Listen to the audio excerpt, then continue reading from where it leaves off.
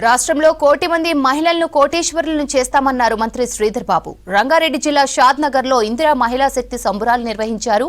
మహిళా సంఘాలకు 3,25,00,000 రుణాలు చెక్కులు అందించారు. లబ్ధిదారులకు రేషన్ కార్డులను పంపిణీ చేశారు.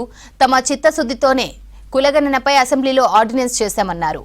బీజేపీకి చిత్తశుద్ధి ఉంటే పార్లమెంట్లో ఆర్డినెన్స్ను ఆమోదించాలన్నారు. గతంలో బీఆర్ఎస్ పాలకులు మహిళల సంక్షేమాన్ని వదిలేశారన్నారు మంత్రి శ్రీధర్ బాబు.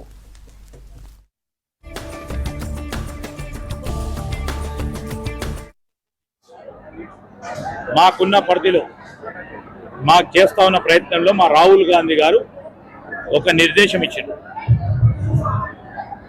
జనాభా ఎంతవరకు ఉంటే అంతవరకు కూడా వారి వనరులు ఇవ్వాలనే ఆలోచన దృక్పథంతో ఈరోజు 42% సంబంధించిన రిజర్వేషన్ కానీ కేటగరైజేషన్ విషయంలో కానీ చిత్తశుద్ధి ఉందాం కనుకనే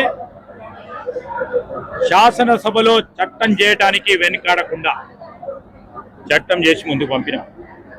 ఈరోజు బీజేపీ వారిని మేము అడుగుతా ఉన్నాం, మీకు చిత్తశుద్ధి ఉంటే పార్లమెంట్లో సవరణ చేయండి. ఎందుకు చేస్తలేరు? మీరు మా పరంగా శంకిస్తూ ఉన్నారు కదా, మా పరిధిలో మేము చేయాల్సింది ఎంత ఉంటే అంతవరకు చేసినాం. దాని పరంగా పోరాటం చేస్తాం, దాన్ని అమలు చేసే ప్రయత్నం చేస్తాం. కానీ ఈరోజు మేము అడుగుతా ఉన్నాం, బీజేపీకి సంబంధించిన పార్లమెంట్ సభ్యులు పార్లమెంట్ సమావేశాలు నడుస్తూ ఉన్నాయి, మీ నాయకత్వంతో మాట్లాడండి.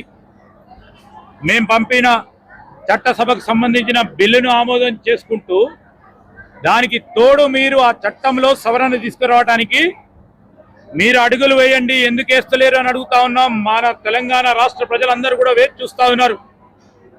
పార్లమెంట్లో మీకు మెజారిటీ ఉంది.